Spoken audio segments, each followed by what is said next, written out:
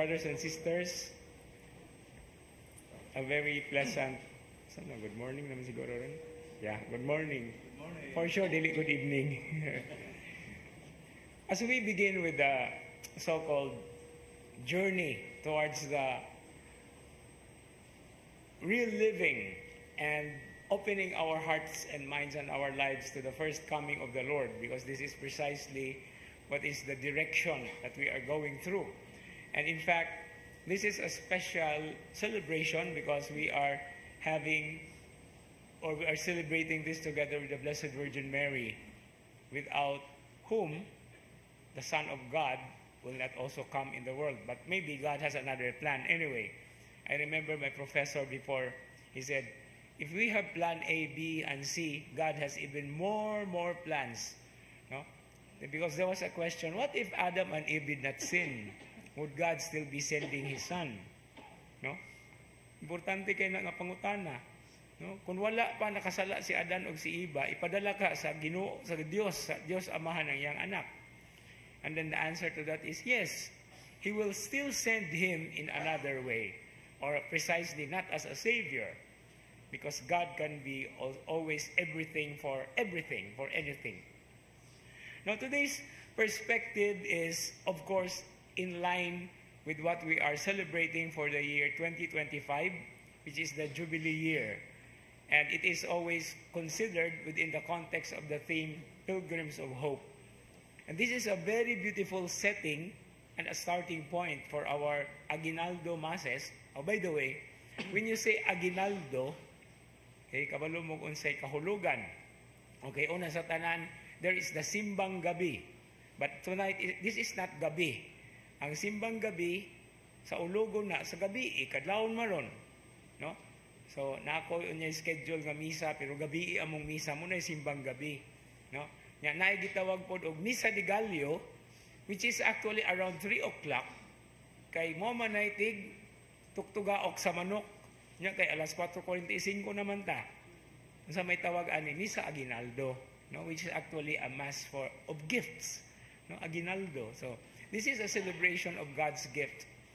But this gift, together with the Blessed Virgin Mary, who actually was the carrier of that gift, is also the way. Siya ang dalan. And this is where we can situate the theme of pilgrims, being pilgrims on a pilgrimage on a journey of hope. And what is so very beautiful in today's readings that are given is this setting of the prophet Isaiah's promise, or this declaration that my house shall be a house of prayer for all peoples. And to which is the prophet Isaiah referring? Unsa mang lugar ang bot ipasabot ni propeta Isaias. And he is referring here to Jerusalem, where the temple is. Jerusalem is going to be the house of prayer for all peoples. And since it is all peoples, it includes all peoples all over the world. And that's the reason why there is a yearly pilgrimage towards it. Pero dili man ta makahimo ana tanan. The pilgrimage that we are going to do actually has something to do with reflecting our lives as continuously walking in the faith. Ang atong kanunay nga paglakaw o pagpanglimbasog diha sa atong adlaw-adlaw nga pagkinabuhi, uban sa pagsangyaw o pagdawat sa atong diha sa atong pagtuo sa Dios nga nagpadala sa iyang bugtong anak alang kanato. So this pilgrimage also is now emphasized through the practice of the 25-year celebration. Every 25 years, na adunay pilgrimage ngadto sa Roma. In fact, karong December 24, abrihan dito sa St. Peter's Basilica ang gitawag og Jubilee Door. And then December 29, a few days later, ang mga gitawag og Jubilee Door diri sa mga local churches. And this is where we go as pilgrims. We flock to the church. And with our journey, there are always challenges that we have to respond to. Nindot kayo ni nga pamaagi tungod kay dili lamang sa pag-ampo, but also with the many different questions that we have to answer in order to make good our lives as Christians. And that's the reason why the gospel reading also today reminds us of the many ways that God shows the witnesses and the witnessing of people that there is this God, there is this Son that He has sent, and the works that He has done for all of us are moments and actually entry points into the journey. Now, ang giplano sa Archdiocese karon nga Misa Aguinaldo, the first Aguinaldo Mass is also focused on the youth, because this is always a very important dimension in our journey. And by the way, mind you, as we continue our journey, we are also considered as youth, mga batanon. No, kay bisan gani ang mga tigulang ug ang mga ango-ango manglakaw manggihapon tungod kay moadto gayud padulong sa balay sa Dios. But on this way of salvation, in this way of in our journey, there is always somebody who sheds his light. The gospel reading says, John was a lamp. You were contented with his light at first, because he was the one who prepared the way of the Lord. But there is a light who is going to be born. And according to the prologue of the Gospel of St. John, he is a light that even the darkness cannot overcome. And this light will always guide us on the way. Now, dili lang ni siya ingon nga physical nga sigaan ta, danagan ta sa atong dalan. No?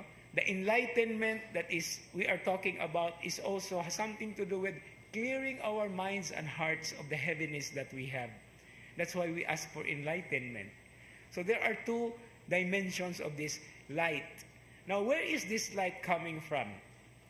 Now, I would like to put into perspective today's first reading, which is not the Aguinaldo Mass, from the book of Numbers, where the prophet Balaam actually sang his song while he was actually told to curse the people of Israel passing towards the promised land. But instead of cursing the people, he gave thanks to the Lord. And then one of the verses of his song is actually, a star shall rise from David, which is actually the very basis of the Magi, no? Katong three kings, ngano silang nakatultol di inataw ang Ginoo tungod sa bituon, because that has already been prophesied from the Old Testament. And what star is this? This is the guiding star in our lives. I know sa atong personal nga kaugalingong kinabuhi natay mga guiding stars, na mangganit tay mga idols, di ba? Na mangganit tay mga celebrities, di ba? Pero kini siya, mao gini siya ang Dios nga mo'y mutultol kanato. But there is another star who is going to lead us. And this is the very title that we give to the Blessed Virgin Mary, who is the morning star, no?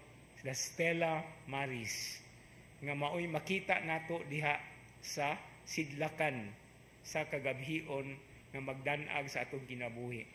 And she is the mother of the light that is going to be born in the world. And so this is the point here of our perspective as we start.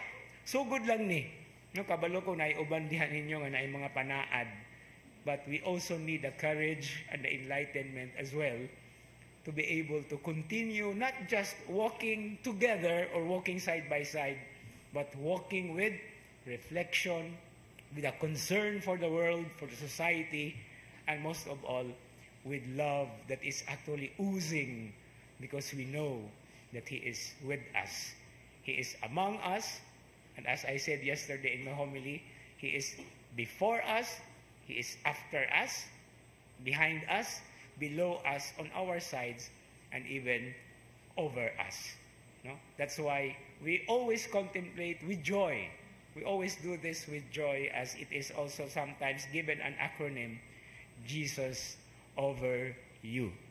Jesus over us. The Son of the star of the sea, the Son who is also the Son of justice, our light, the light to the world, and the light everlasting. Amen.